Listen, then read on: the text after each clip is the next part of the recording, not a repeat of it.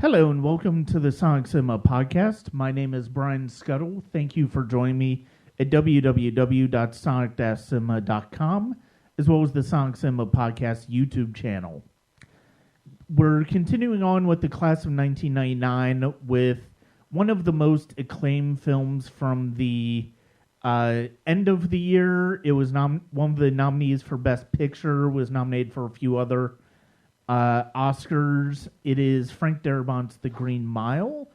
Join me to discuss the film is a writer and director I've had on the on the podcast before, talking about his own work, and I'm glad to be joined once again by Nickolas Duarte. Thank you very much for joining me today. Thanks for having me on. I'm excited to dive into this conversation with you. I love this film. Yeah, and it's funny. So this was a movie that when I saw it in theaters, as many people did, it was one of the bigger hits of the year. And it was a movie that at the time was on my 10 best list for the end of the year. Now, granted, there were a few films that also come out that at the time I had not seen yet. The Insider, Magnolia, and plus, I mean, I was just a different individual. Now, as I've been going through the films of 1999, I don't know if it would quite make my top 10, but there are a number of films from that year that were on that original top 10 that aren't going to make it because of the fact that just the sheer fact that some films have elevated themselves from how I originally felt about them. This was a film that I remember being really anticipated, mainly because of the fact that it was Frank Darabont's follow-up to The Shawshank Redemption, and it had Tom Hanks, and it was once again Darabont adapting Stephen King. I'm not sure how much of a reader you are. Have you read the Stephen King story? Sort of. So I don't know if you remember, but the original version of this story was published in kind of a funny way, right? It was serialized. It was done chapter by chapter. Mm-hmm. And I remember my mom is a huge Stephen King fan, just read everything he ever put out as soon as he put it out. And so through her, I was young in 99. I guess I was probably 12. That's how math works. Yeah. So, I wasn't quite reading Stephen King yet at the time, but I'd been kind of reading it to my mom, and my mom, funny enough, read a lot of Stephen King out loud to her kids. Right. So sort of read it. Definitely was familiar with it though before it came out. Okay. When did you first see the movie? I'm gonna say I did not see it in theaters, and it's funny that you're doing this kind of retrospective of that year, because immediately I was like, oh, what's going on in 99? And I just looked it up right now, and my God, what an incredible year for cinema! It's insane. Yeah. My first thought was hearing you in the intro was like, how could this not make your top 10 of the year? And then I started looking at everything else, and what happened in 99? It's so good. Which is kind of funny when you see that, American Beauty of all the films was what took Best Picture, because I'm not sure if that would really stand out anymore. But yeah, I saw it on home video. I'm going to guess a couple years after. I remember being in high school when I first saw it. I know my girlfriend at the time and her sister loved the film. My girlfriend ended up becoming my wife. And so that was kind of my introduction to it. We're all in the same group of friends, and they're sophomores, juniors in high school, and they're obsessed with this 3-hour-long movie. Well, and one of the things that I love about the movie, and when I rewatched it earlier this year, it'd been a good long while since I'd seen it. This for a movie that is in fact 3 hours, it doesn't feel like it. it moves really briskly for a 3-hour movie that is largely set in a prison. Yeah, and that really struck me this time watching it. It's probably about 10 years since I last really sat down and watched it, outside of catching bits and pieces of it here and there. So, prepping for this conversation, I went back and rewatched it, and the pacing is really stunning in it. It takes its time, but every scene feels there. You feel weight in every single scene of the film. Yeah. And there is a engine in every single scene. The one that really caught my attention is when he visits the Coffey's lawyer, played by Gary Sinise. And you think of that scene, and you really could just take that scene out, cut it out, and it would not have any impact really on much of anything. Yeah. But the fact that it still takes its time, and you can see the sort of the mirror of Gary Sinise's life to what had happened to the two little girls in John Coffey's story. You see the reflection there, but in terms of plot, it's not really there. And this is a film that isn't really overly concerned with plot. Rather, it's more concerned to me at least, the machinations of the characters throughout it. Yeah. Less of moving the story forward. So, yeah, letting it take its time, but like you said, it does it in sort of a brisk way. There's never a point where I just felt bored or felt like, okay, let's hurry up, let's get this part over with.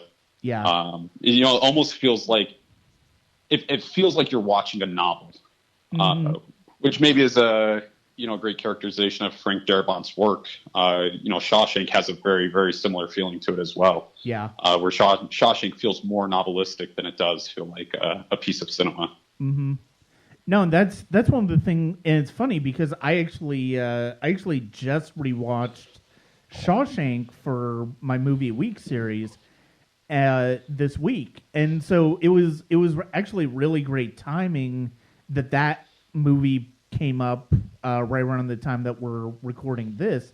And yeah, you're absolutely right. I think that's part of the reason why for a while, at least after Shawshank and then with The Green Mile, a lot of people were really, like Darabont was probably the only filmmaker that people wanted to see adapt Stephen King at the time.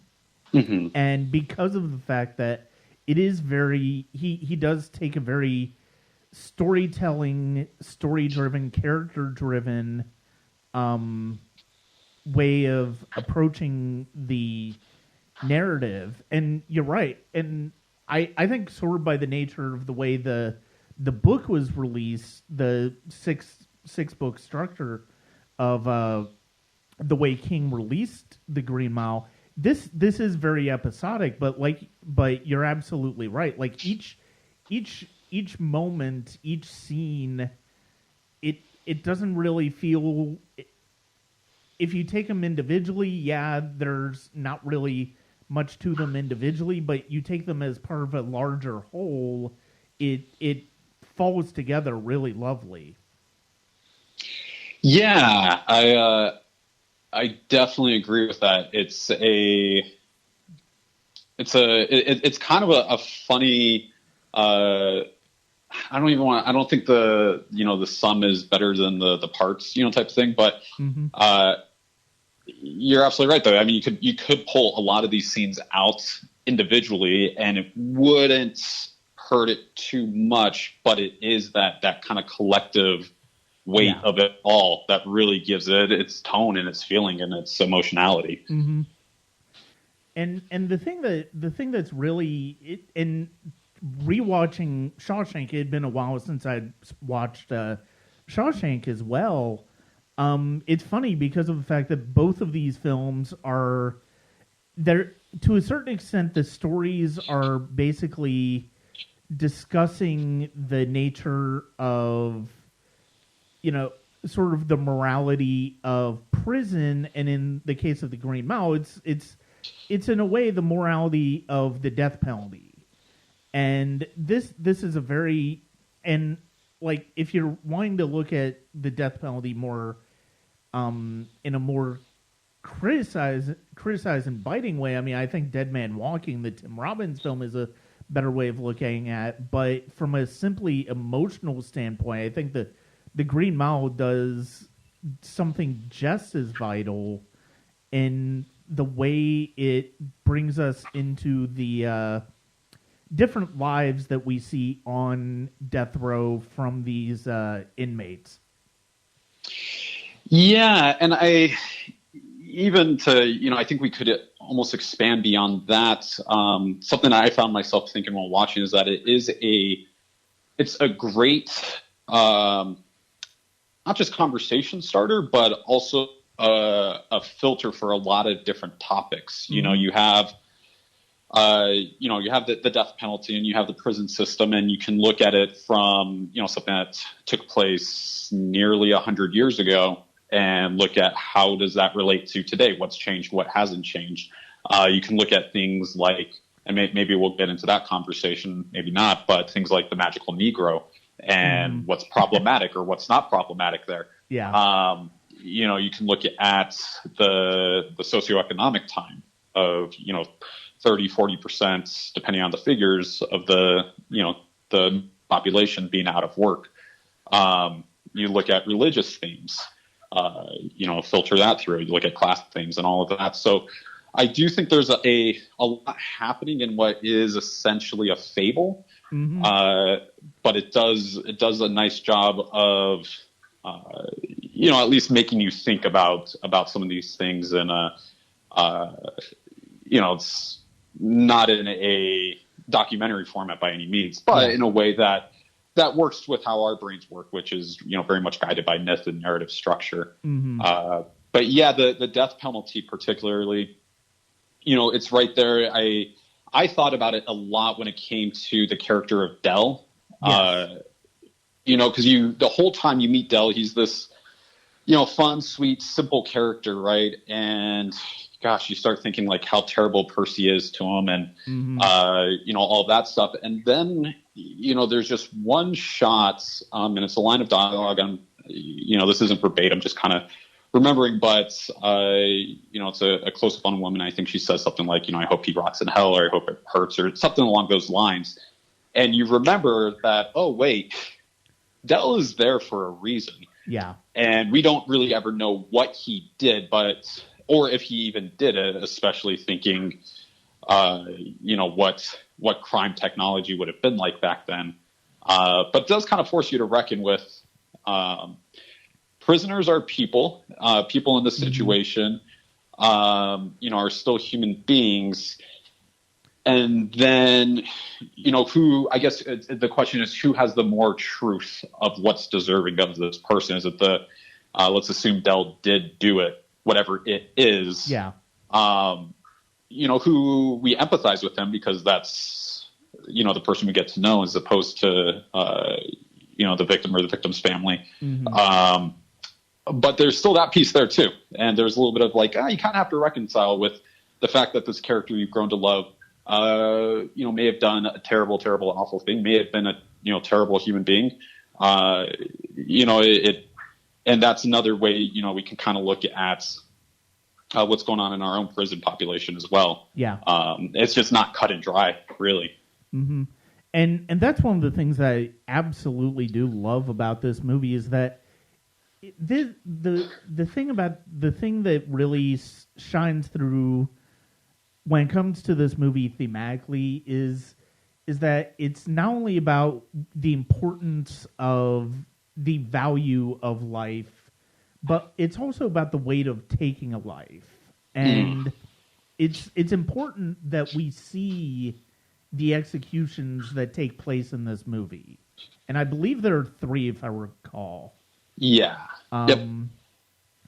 And one of them is Dell's, and Dell played by the late, great, wonderful Michael Jeter. And his performance in this movie is one of my absolute favorites from the movie. He is really good. And yeah, Percy, played by Sam Rockwell, who I think this might be the first time in his career he's played a racist. feels like it feels like he's almost typecast as that to a certain extent now, but which is a shame because he's so fantastic. But he's really great in this, and or wait a minute, no, he's not Percy. Sam Rockwell's Wild Bill. Yeah, that's right. That's right. Wild Bill was one of the other inmates. Don't worry though, he's a racist too, so it's fine. Yeah, Percy is Doug Hutchinson. He's the guard that he basically intentionally sabotages Dell's execution, and that is just one of the more painful moments to watch in the film. Really, is to see how that goes awry, and to see, and that's one of the things that's so. I think that is an important moment to see, is just this. Even if Dell did what he did and has done this heinous thing, if we're going to execute him, there should be, should there be a certain amount of decorum and respect to that given to that, because it is taking a life, and he definitely does not. Because of how we've gotten to know him with Mr. Jingles, the mouse. We don't necessarily feel like he ended up, even if legally speaking he got what he deserved, morally speaking we don't necessarily feel he got what he deserved because of the way his end happens. Yeah, and that sequence of Percy stepping on Mr. Jingles, and then when Dell's in the chair and Percy saying there is no Mouseville, which is the place that the guards tell Dell that his mouse Mr. Jingles is going to go live and have this great life in Mouseville, and then Percy not putting on the dry sponge. That whole sequence, for pretty much the whole movie leading up to that, there was a knot in my stomach waiting for that. That was one of the things that I really viscerally remember. Yeah. Because it's just so grotesque, that somebody could do this to another human being. And this time I was watching it and trying to reconcile with, like, oh man, maybe Dell does this. Maybe this couple minutes of absolute torture, both emotionally and physically, but then it's a situation of looking at, that's not Percy's decision to make. That's not the way that society is set up at that time. That's not his call. He didn't see the evidence. He didn't, none of that is there. We've all agreed as a collective society that we're moving past things like that.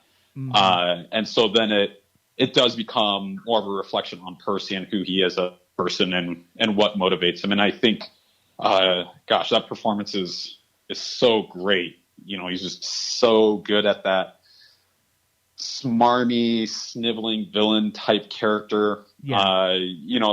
That archetype, which when done right is such a bad guy that you love to root against. It's the Joaquin Phoenix's character in Gladiator type of character, Yeah. You're just like, oh, I can't wait for this guy to get what's coming to him. Mm-hmm. Yeah, and I think you mentioned it earlier. I'd forgotten that this had the framing device in it. Mm-hmm. I'd completely forgotten about that, and it's like I couldn't help but think, and I haven't read The Green Mile, but it's like I can't help but think that was probably something that came about as much because of Saving Private Ryan essentially did the same thing. Because that had a framing device too, where it's like takes you into the past and then out of the past into the present and stuff like that. Now with Green Mile, it makes it a little bit more. It's not quite as gratuitous because of the fact that there's a point to it in regards to the regards to Paul, Tom Hanks's character, Mm-hmm. because of what we find out is that John Coffey, Michael Clark Duncan's character, by healing him, he is also in a way sort of cursed him with he's given him some of his gift, which kind of includes in a way is almost a curse of having to watch the people we love pass away. Yeah, I'm still kind of struggling with how I feel about that framing device. Yeah, because I like it. I like it in terms of the story idea of it. I think probably on the page it makes a great deal of sense because you can, kind of come in and out of that. And I mean, it's nice. They bookend it, so it's not constant. But it does feel like something. Maybe it's better suited for prose, and right. maybe it's because the old Paul looks nothing like the young Paul. No. And there is it's a silly thing, but it's also kind of a really important thing in film, being so visual. And, the reason why, to me at least, acting performances are the most important thing in a film is because humans connect with humans. And, by the time we get back to old Paul, I don't really have much, I don't want to say empathy, but I don't really feel connected to this character. It's like, okay, movie, you're telling me that's Paul, but don't try to trick me. Yeah. Paul is Tom Hanks. I know who Paul is. And so it kind of felt more of like hey, we just want to let you know that he lives for a very long time. And I don't know if it's really all that necessary on the front end or on the back end to have that sequence or not. I don't know. Did you feel a similar way about it, or yeah? Did you like the framing of it? I definitely kind of feel that way as well. It's like I kind of understand, like, because this feels like a very old-fashioned movie. There are a lot of old cinematic archetypes at work here, and so from a narrative standpoint, it's like I kind of understand why they did, but it's funny because of the fact that rewatching Shawshank, like, that takes place over a span of 20 years. And it's funny because of the fact that, like, you're talking about not really having an emotional connection with the older Paul because of the fact that you recognize Paul by the end of the movie as being Tom Hanks' character. One of the things that I really liked about Shawshank is that there seems to be a minimal amount of makeup work done on Tim Robbins and Morgan Freeman in that movie. But because of the way the performances work, you still feel like you still feel like these characters are aging. Even what, and you see especially William Sadler's character, he definitively ages through makeup and stuff like that. But at the same time, it's much more subtle with the way that they visualize Andy and Red aging. And so, yeah, I completely understand why you're sort of, by the end, when you return to Paul, the old man in the home, it's hard for you to sort of reconcile that fact that that's the same character that Tom Hanks just played for 2.5 hours. Right. Yeah. You really have to almost think of it as like, okay, it's a prologue and an epilogue. Yeah. But it almost doesn't even feel like that. It almost feels like a prequel, sequel type of thing happening. Maybe not prequel because chronology, but it does feel like it's from something else. Yeah. And it's like, oh, hey, let's check in with that character of Paul. If I would imagine if it was made today and say in a big studio system, it'd be the type of thing that you would, go online to get more information about. And you have one of these special kind of digital only shorts, to accompany it in case you wanted to get more into mythology of what happened with Paul. And I guess that's really what it served for me for what was such an emotional film. This felt more of like, especially the ending felt more like it was diving into mythology. Yeah. And it just wasn't something I was all that interested in. Because I had no emotional connection. It would be the type of thing where I would rather just be like, I could just read this on Wikipedia of what happens to this character. Well, yeah, and especially considering the fact that the emotional climax of the movie is the death of John Coffey, Michael Clark Duncan's character. And if you're listening to this and haven't watched the movie, basically, spoiler alerts. This premise of this movie is Tom Hanks works death row, known as the Green Mile, in a southern prison in, I think, the 1930s, if I remember correctly. Yeah, I think it's in Louisiana. Yeah, and John Coffey is a hulking black man who's been accused of murdering 2 little girls. He was found with their bodies, but he has proclaimed their innocence, or his innocence, and he has been given the death penalty for this. If you can basically take all of the pieces of setting, time, and draw your own conclusions as to why that was necessarily the case, and it's basically about the life of.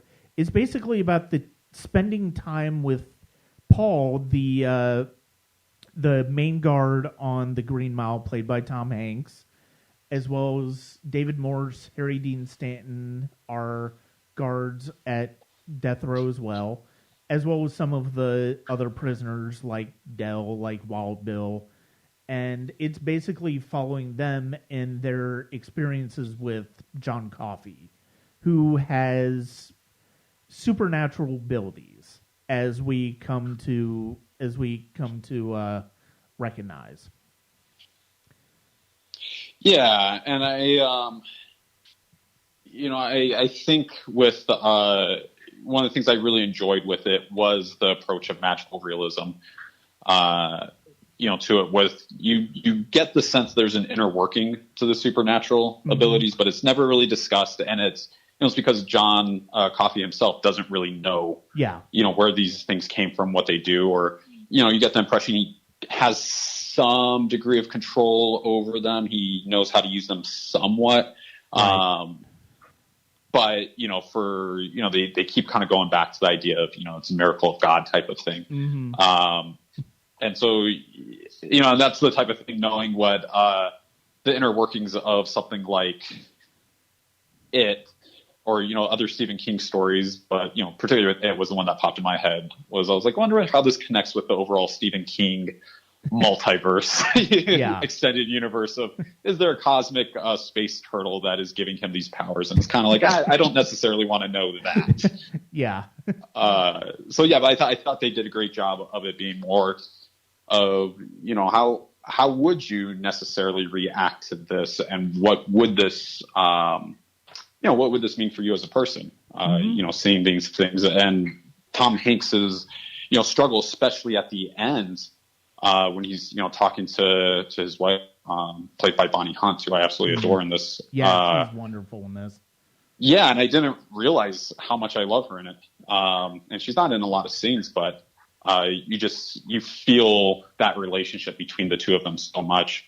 But when he's trying to figure out what he's going to do about John Coffey's execution, and he's talking about his day of judgment, which depending on different belief systems may be something he's just wrestling with right now. That day of judgment is constantly occurring.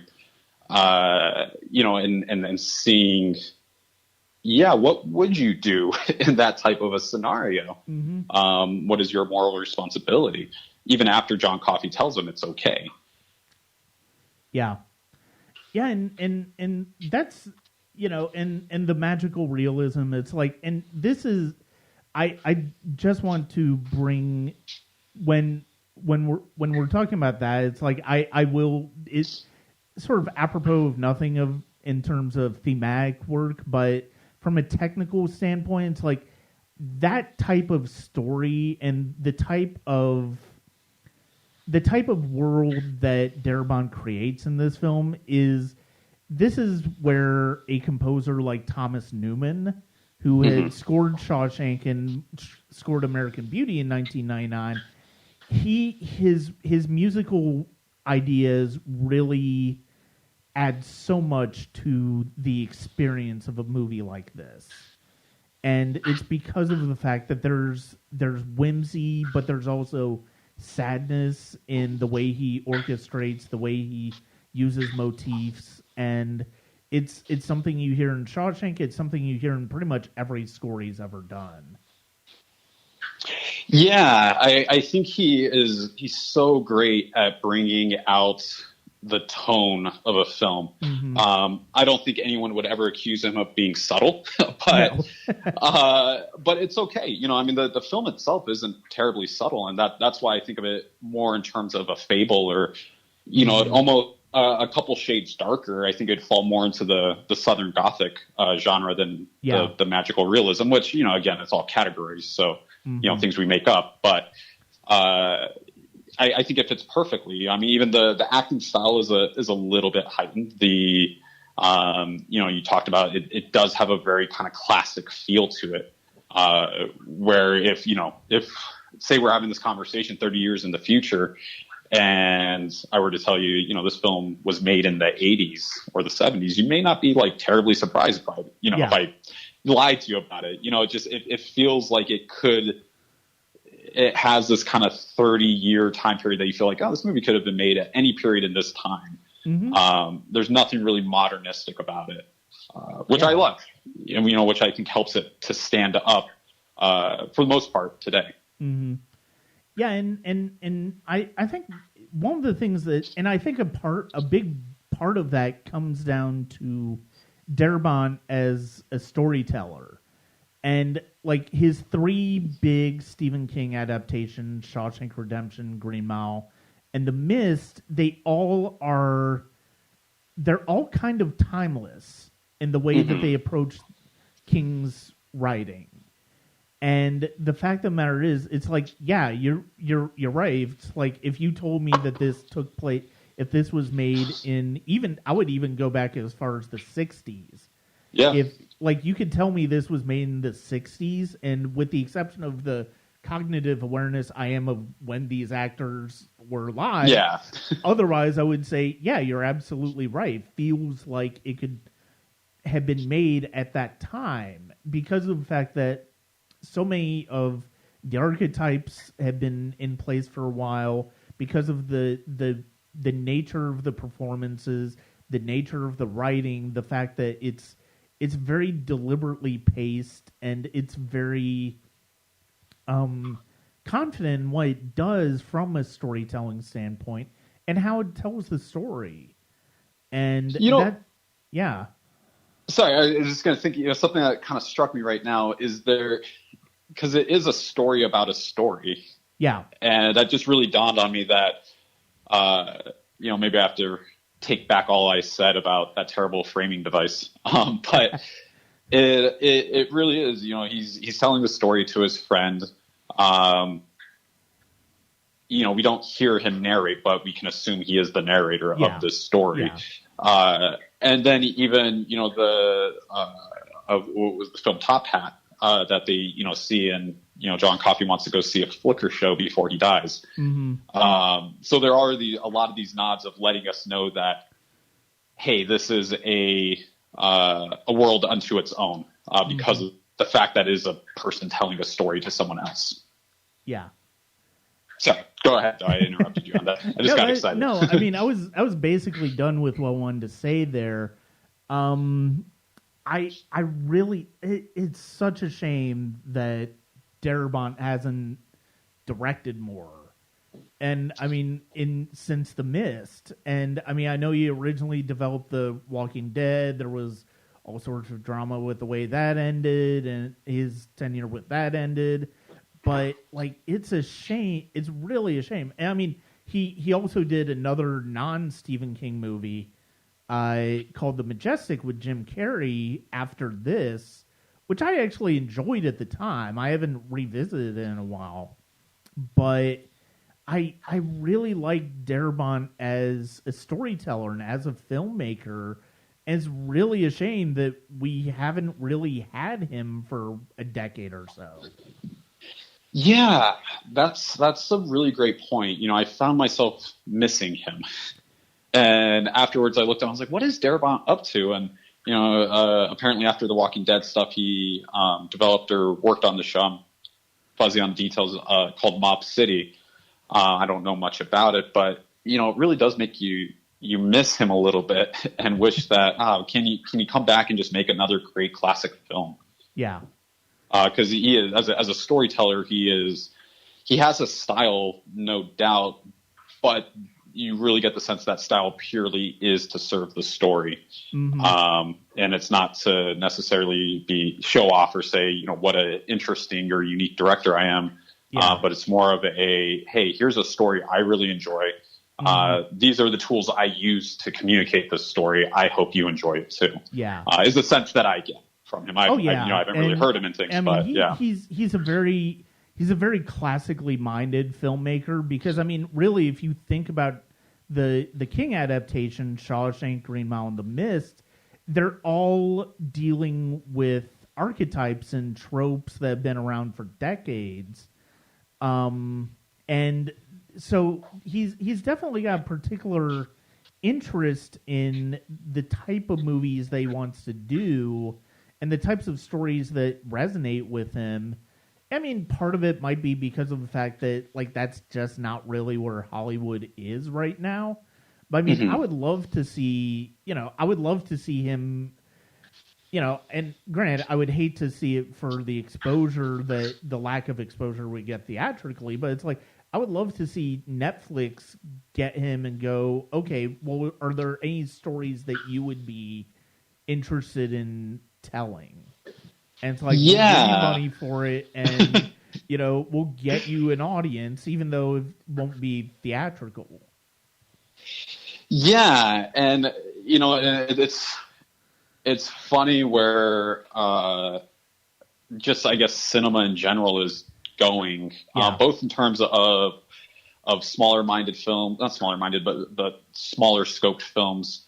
And the large or big budget studio films, what that streaming platform, how it's shifted, and you could really see I love the idea of thinking of Darabont doing the limited series, or it really doesn't feel like it'd be that stretch for Netflix to be like, hey, just go pick a novel, pick whatever novel you want, come back here and make it. Yeah, because I want to see that. I would love to see that again. Mm-hmm. And the thing is he would, he would get the absolute best out of his actors, and he really does here. I don't think there's a performance in this movie that, and I don't think there's a performance in any of his movies that really stands out as, oh, that's not really good performance. He gets the best work out of his actors. Even somebody like Hanks, who was on one of the best runs I think an actor's ever been on, as far as performance after performance after performance, just being absolutely spectacular. He just has such a wonderful delicacy to the character Paul, and the way he interacts with Coffee, the way he interacts with Dell, the way he interacts with his wife, played by Bonnie Hunt. And even the scenes with the warden, played by James Cromwell. And now I will say, if there's one scene that probably I would say, I'm not sure if that necessarily needed to be part of it. It's the scene where Coffee heals the warden's wife, played by Patricia Clarkson. Mm-hmm. Just because of the fact that it's that scene, given the way the story ends, it doesn't really seem to add much narratively, because we've already seen John Coffey's gifts by this point, because of the fact that he's healed Paul's issues, mm-hmm. and we've already seen him with Mr. Jingles, and so it's one of those things where I'm not sure if that scene belongs. But I mean, it's a scene with Patricia Clarkson, which is never a terrible thing in a movie. But I would. That's probably the one scene where I'm like, yeah, I'm not sure if that. But it also doesn't. It also doesn't take you out of the movie so much to where it's a hindrance to the narrative as a whole. Yeah, that now you're saying that scene is interesting because a lot of the film is building up to that scene. There's a lot of hints of that scene's coming. That there's a lot of foreshadowing to that scene. Yeah.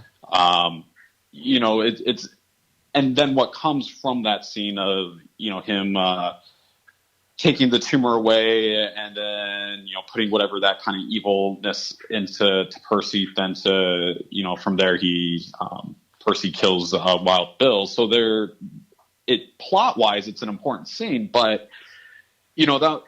Thinking back on it, it is a scene where it almost feels rushed. Yeah. And, and this contradicts what we were talking about earlier, but, and maybe it feels rushed because of the way everything else is paced, but it's kind of like he gets into the room, there's a couple exchanges of dialogue, and then, he heals her. And, you almost want it to be a much larger scene. It presents like is it going to be this kind of exorcist type of moment, as he's walking up the stairs. And in the book, I do remember that scene pretty clearly. There is a lot more happening there, and it feels like it's a neutered version of what that scene wanted to be. That kind of leaves you left out. Something I did want to say though about Tom Hanks's performance, which I had just come off of. I had rewatched Philadelphia a couple weeks ago, so he's been fresh in my mind. That Tom Hanks, and I think there's a lot of actors, not a lot, but there's a few actors of that echelon. Denzel Washington, definitely being one of them. I would say maybe somebody like George Clooney a little bit later on, where you're never going to forget that is Tom Hanks. Yeah. I'm watching it and it's Tom Hanks. That's Tom Hanks doing those things. But the performance of it is as a viewer, I'm believing that Tom Hanks is feeling the things that this Paul character is feeling. Yeah. Tom Hanks becomes our avatar into this world, or our guide into this world, which I guess is, kind of the importance of having such a strong leading man who's so effortlessly charismatic in a very subdued. But he's on screen. You want to watch him. He's Tom Hanks. But I do really feel that he was going through all of those things. Yeah. And it helps you as a viewer. It made me start thinking a little bit more about the importance of that leading character, and whoever plays that leading character in any film, is that they do need to be somebody that we can recognize, because they are holding our hands through essentially a world of make-believe. Yeah. So they're that kind of bridge between the make-believe world and the real world, because we recognize them from talk shows and whatnot. And so that really hit me this time around. But yeah, I adore him in this movie. I also to point out, you had mentioned some of the other supporting roles in here. Barry Pep, who plays one of the guards. Yeah. So good. Yeah. So good. And really small, subtle, understated performance. But this time I really was just waiting for him to come back on screen. Yeah. It's the type of thing like when I think of Mark Ruffalo, and what he does in films like Foxcatcher, where it just feels this is interesting, and you're not really trying. And I felt that way from Barry Pepper. Right. He's just, he's just a kind of a classic character actor. He's in a whole bunch of different things. I was wondering if that performance struck you at all, or if there are any other kind of standouts that really hit you hard. I would say David Morse is probably one of the other big standouts. I mean, he's somebody who's, all of these actors are pretty good in pretty much everything they're in. Obviously, it depends on the material, because the next year Barry Pepper was in Battlefield Earth, which was a disaster. But no, I mean, Morse, Michael Jeter's always wonderful, and like it. I'd forgotten that Michael Jeter was in this, and then when Michael Jeter's in this, he's just so fantastic. So, Michael Clark Duncan, I'd forgot. When now I remembered it by virtue of seeing the movie, but before rewatching the movie, I'd forgotten Gary Sinise was in this as Coffey's lawyer. Mm-hmm. And I mean, I think that partially had to do with the fact that he and Hanks had been in Forrest Gump and Apollo 13 together. But yeah, I mean, and Cromwell's the warden is really good.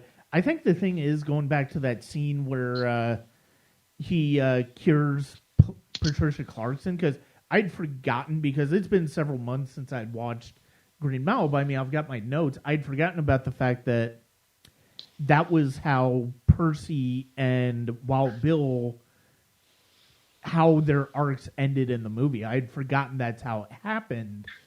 I thought so to a certain extent, yeah, it does play a role there. But I mean, I think the reason I'm kind of like, I'm not sure if that scene necessarily need to be in there is because of the fact that you would think that scene naturally would have led to maybe the warden seeing if he could intervene on Coffey's behalf as far as staying his execution. Yeah, and that was all. There's a little bit of a funny logic thing, where Bonnie Hunt is talking to Tom Hanks there, and she's asking, can the warden help, or can Hal help? Yeah. And, I get the sentiment of the scene, but it feels a little bit like some plot, not reverse a plot armor, whatever that is. Mm-hmm. But it does feel a little bit like, no, we have to kill John Coffey for emotional resolution. Yeah. So let's just not even have that scene. Whereas I feel like, if I was that character of Hal, and especially his wife, you would want to know that, the person that came and saved your life or saved your wife's life was innocent, that you don't have to now spend the rest of your life wrestling with, were you healed by somebody who may have done this awful thing? Yeah. It feels kind of funny that wasn't really even explored, especially since with that new information, you can now connect Wild Bill to those murders a lot easier by just, talking to, the dad of the little girls. Yeah. It feels like with Tom Hanks's revelation of what really happened, there probably should have been a few more months of work of trying to help John Coffey out here a little bit. Oh yeah, I mean it's and the thing is, it's like I think that's one of those things where you sort of realize that ultimately this is following very basic movie conventions of timeline and time frame and plot conventions and just storytelling momentum, because of the fact that you're leading up to this point where Coffey is executed, and that's the emotional, like you said, it's the emotional thing that you're building up to, and it's going to be emotional, it's going to be moving for the audience, and then getting there is going to lead you into the third act, which into the conclusion, which sort of kind of works, but at the same time, like we've established, it feels a little tacked on. Well, and I think it's one of those things where, early on the movie lets us know that logic and the inner workings of the system are important to the story. Specifically, I'm thinking of, they run through the rehearsal of an execution. Yeah. They take the time to explain that to you. So then now as a viewer, you're thinking like, okay, these things do matter, that the way that, just this world works matters. And then, when you're getting to the climactic, there we go, part of it, to kind of, I don't want to say abandon it, but to at least not really honor that, is, I don't want to say a disservice, but that does feel like there's something missing. And, I think the most modern example of that to me is, what happened with Game of Thrones, where so much of that world was, built up around logic of how the characters work, how the world works. Mm-hmm. And then, those final seasons, or at least that final season, depending on who you talk to, it does seem like, we're going to ignore all of that stuff so we can finish up the story. And I think that's, when you set something up like that, you kind of expect it to carry through. Right. Yeah. And that's absolutely true. And I mean, it basically, ultimately, it does boil down to what is the big theme that this movie is getting to. And I think the biggest theme, the most important theme about this is the importance of is finding a respect for life even when faced with death. I mean, I think that's the big idea that King and Darabont are ultimately trying to get to.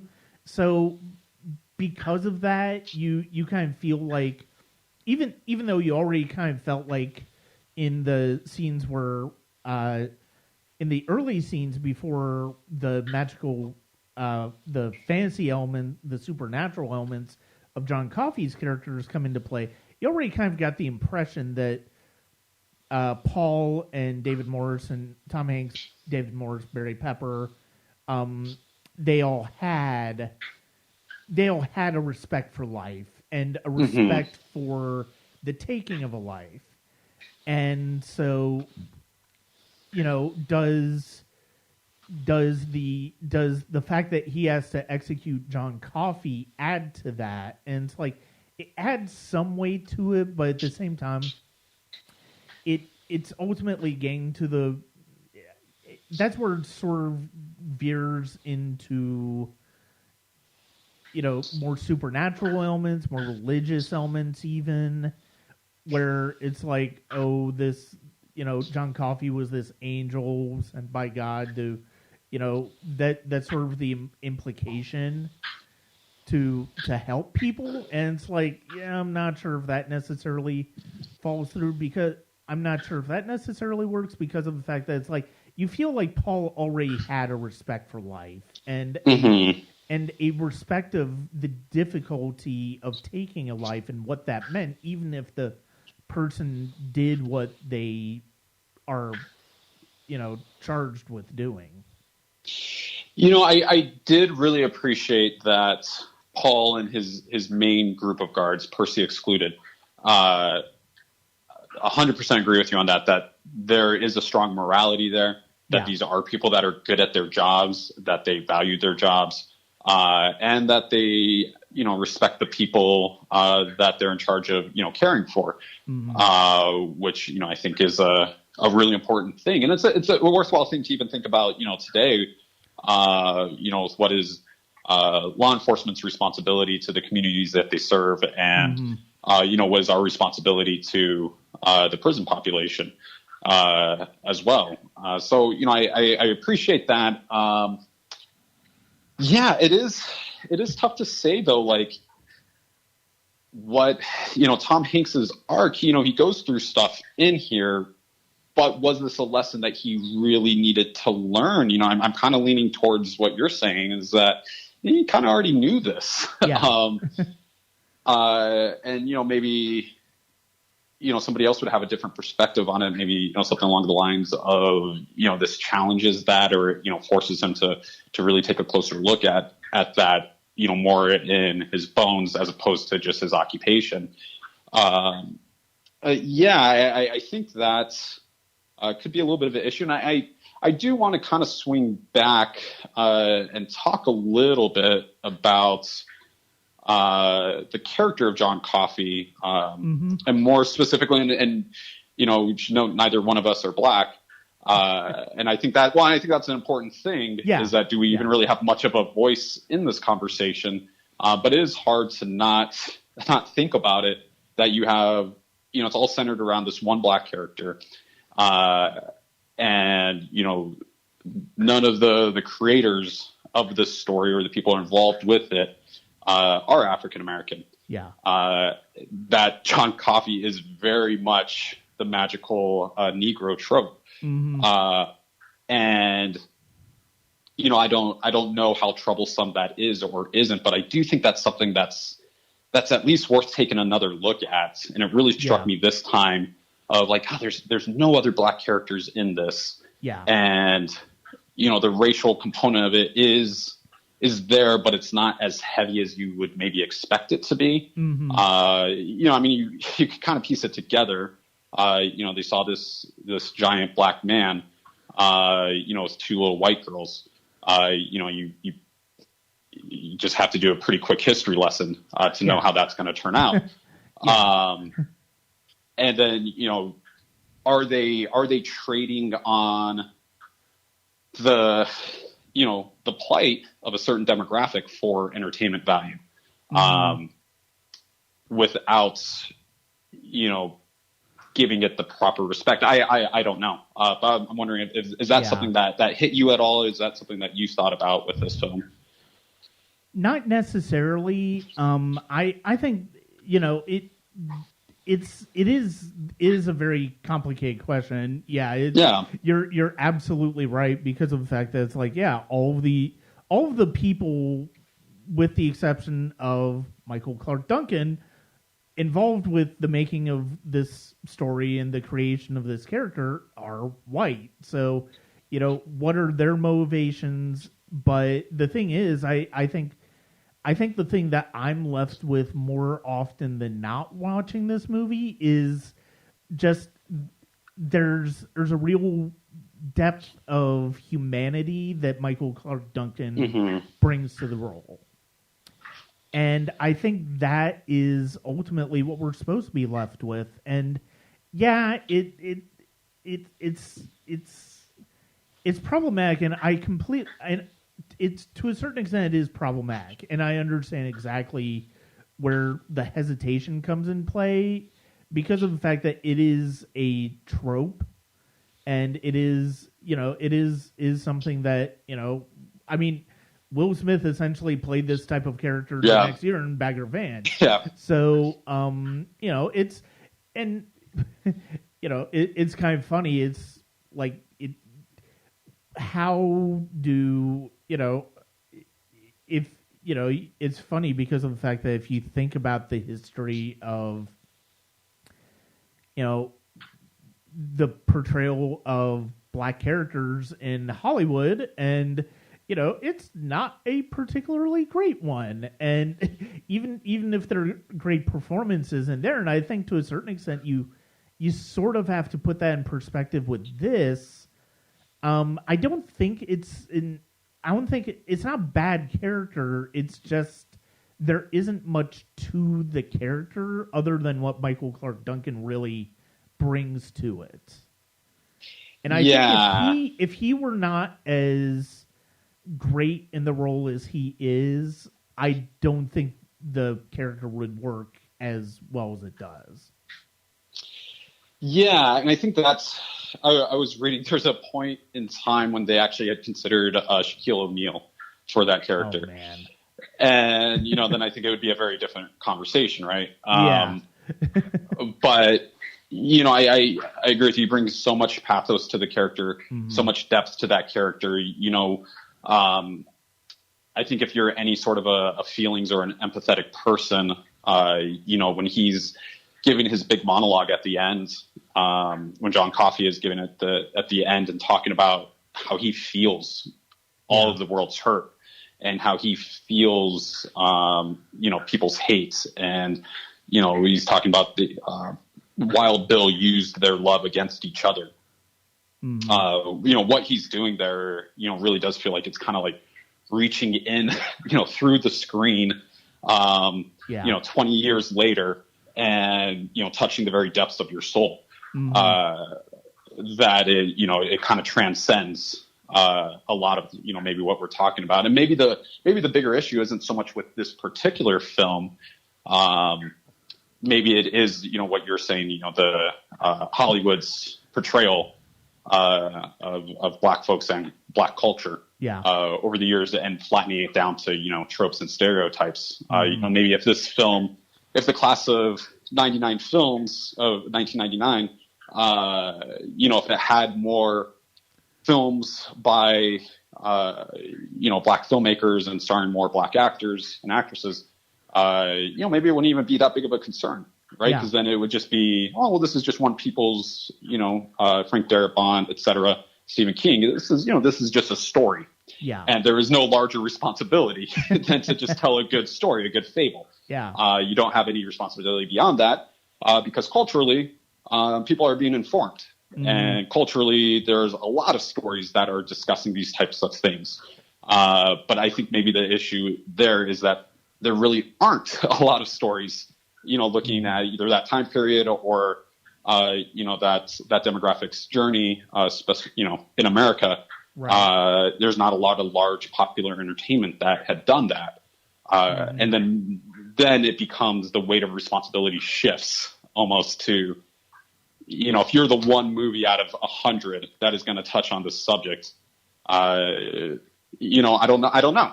I don't know what the moral or artistic responsibility is there. Mm-hmm. So maybe it's less on Stephen King and all of them and more on just, Hollywood culture as a whole. Yeah. Oh, wow. I was actually just looking to, because I wanted to, I couldn't remember when Michael Clark Duncan passed away. He passed away in 2012. And I mean, he and Michael Jeter passed on by this point. And it's a real shame because of the fact that, Michael Clark Duncan, I mean, it's hard not to typecast him in particular type of roles. But sure, I mean, physically, there's not a lot of people in the world that look like him. But at the same time, I mean, I remember a comedy came out the next year called The Whole Nine Yards. He was absolutely wonderful in that movie. And then it was just a completely different type of performance than you were used to with him. But I mean, yeah, it's mostly action movies, mostly, or the bigger ones for him are mostly action movies. He was Kingpin in the Daredevil movie with Ben Affleck. And yeah, it's one of those things where it's a shame that, filmmakers, it would have been interesting to see what would happen. It would have been interesting to see what type of character Ryan Coogler could possibly directed him in. And, whether it's part of Black Panther or whether it's just a movie in general, would have been interesting to see what type of character he might have, what type of roles he could have gotten, and from some of these newer filmmakers who are sort of pushing the conversation more with regards to the type of characters and stories that are available for black actors and black filmmakers. Yeah, and I think that, Hollywood is predominantly made up of a single demographic. Yeah. And it's not anyone's particular fault. At least I would argue that it's not. It's a thing that happens, right? Yeah. Most of the people that are working in it are very hardworking people, good people. But it's undoubtedly, Caucasian males of upper middle class, affluent backgrounds. Yeah. And now we're starting to see the beginnings of a shift. There's always been diverse voices in cinema.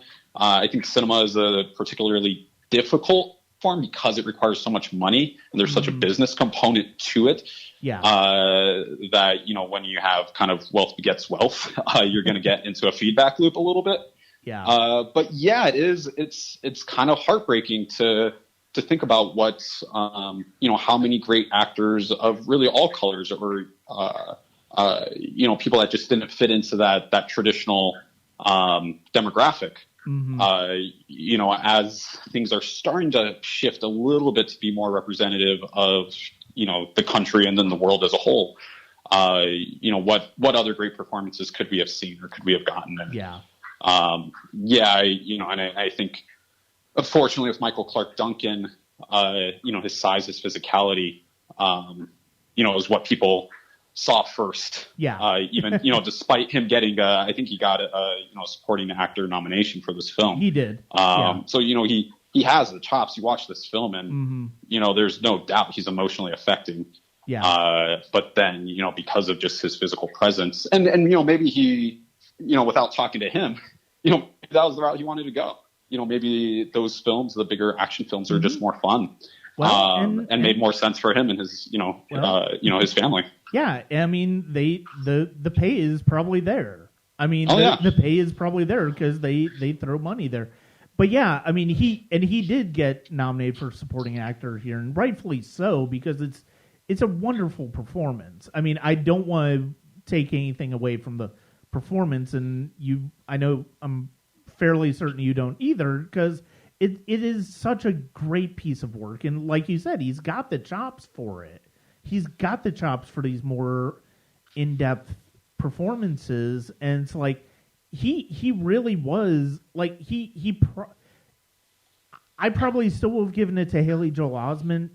Well, actually, no, I just rewatched Magnolia, and probably Tom Cruise would have gotten my vote. But that was such a fantastic year for that category. There were so many great performances that year, and just in general, there were great performances that year. And he was definitely one of them. Yeah. I just, I'm thinking about what that character might have looked like, in the script and how hollow that character may have been. I don't know. You don't know what's going on in the action lines, what's going on in the subtext of a script, but you really get the sense that he, the cliche is he brought it to life, but I do think in this situation, he really breathed life into something that may not necessarily have been there initially. Yeah. Well, before we wrap this up, did you have anything more that you wanted to say or talk about? Yeah, I kind of want to circle back because, we spent the last half an hour maybe semi looking at some of the problem areas of the film. I do want to circle back, though, and say that all of those things noted, this was still a very poignant film for me, and I like I said, rewatched over the last 2 days, so it's still very fresh with me. But it is a film that I really just enjoy living in and hanging out inside of, and being with these characters. And I do appreciate the time and care and attention to detail that they took to telling the story. It's one of the films where I'd start off a scene with the intent of like, let me break down this scene. Let me try to analyze it as we go into the scene. Let me think about it. Yeah. And within a minute, I've completely forgotten that motivation, and I'm just wrapped in the story of it. Yeah. And it's a film that makes you kind of grateful to, for me, and I'm sure for you, cinema is such a large part of our lives. It makes you grateful to be alive and to say, gosh, man, if I was born 100 years earlier, it's such a young art form. How lucky we are to have this. Yeah. And to have this story like this, to be able to have this type of conversation and, look at things in our own life, and, reflect on those, through the power of what I consider to be a very beautiful story. Yeah. And you're absolutely right. Yeah. As much as we talked about the problem areas with this film, it is just a beautiful story. It is a wonderful, like you said, it's a fable, and that's basically the best way to look at this movie. And it's told with real humanity by Darabont as a screenwriter and director. It's performed exceptionally well by every actor involved with this movie, from Tom Hanks to Michael Clark Duncan to Michael Jeter to Sam Rockwell to David Morse, Harry Dean Stanton, Barry Pepper, Bonnie Hunt, Patricia Clarkson, James Cromwell, and it is a movie that, even if I don't know that I would necessarily consider it a great movie, but at the same time, I do think it's it's a great experience if you just sort of give yourself over to it. And I mean, that's really the ultimate credit to the filmmakers, is that they're capable of telling this story in a way that it does suck us in. Like this is an over 3-hour movie, and it does not feel like it at all. You don't really feel even the scenes that we were talking about that maybe could probably be, taken away or trimmed down or something like that. It still moves as confidently and as briskly as a 2-hour movie would or an hour-and-a-half movie would. And that's a tremendous credit to Darabont and everybody involved with this film. Yeah. I think it's, it's so hard, and there's so few great films. Yeah. That, we really latch onto that. And we forget to be, thankful for it's a good film. It's just very good and solid. And that should not be a negative on it. Making a good, solid, entertaining film that touches people, with how difficult it is to make a film, with how difficult it is to make a film with so much humanity. It shouldn't be knocked because it's not a great film. Maybe it doesn't particularly achieve greatness, and maybe somebody else could argue against us and tell us all the reasons why we're wrong. But I'm happy to live with it as a really good film that I'm glad it was in my life. Oh yeah, absolutely. And I mean, it's one of those things where it's like, first and foremost, I mean, and it sort of ties into a discussion going on as far as what is cinema, what isn't cinema, what sort of defines cinema. I mean, this is a movie that sort of straddles those definitions, because to a certain extent it is cinema. It is about the craft of filmmaking, the storytelling involved with filmmaking, but it's also entertainment, and it's really entertaining and really engaging as entertainment. And I think that's one of the things that, and that's one of the reasons it continues to connect with people. Yeah, absolutely agree with all that. And I hope, when I take a look at your top 10 films of 1999, that The Phantom Menace is at top of that list as number one. Yeah. And and even as somebody who would defend a lot of it in 1999, I definitely can say, yeah. What I will say though with that movie, George Lucas made the film he wanted to make. He did. Yeah. Whether it's a particularly good film is a discussion for a different podcast, which you can also hear in this series. But Nickolas, thank you very much for joining me today. Oh, thanks for having me on, and letting me partake in this conversation with you, man. It's been a pleasure. Love talking to you about stuff like this. I'd like to thank Nick for joining me to discuss The Green Mile. It's one of those movies where I think, to a certain extent, some of the movies, even the Oscar nominees, tend to get forgotten when it comes to 1999. Because you have movies like Magnolia and Fight Club and American Beauty that dominated the conversation for so much. But it's one of those movies that I really it's a pleasure to rewatch. And I mean, we discussed some of the problem areas with the movie, but it's still a wonderful entertainment. As we conclude the Class of 1999 series, this is going to get a bit bonkers. Continue to get a bit bonkers, but we've got a lot of great filmmakers coming up. David Lynch, Paul Thomas Anderson, Chris Smith, James Mangold. It's going to be a lot of great filmmakers to talk about. Hit us up at patreon.com/SonicCinema for more. And that's it for the Sonic Cinema podcast for this episode. This is Brian Scuttle.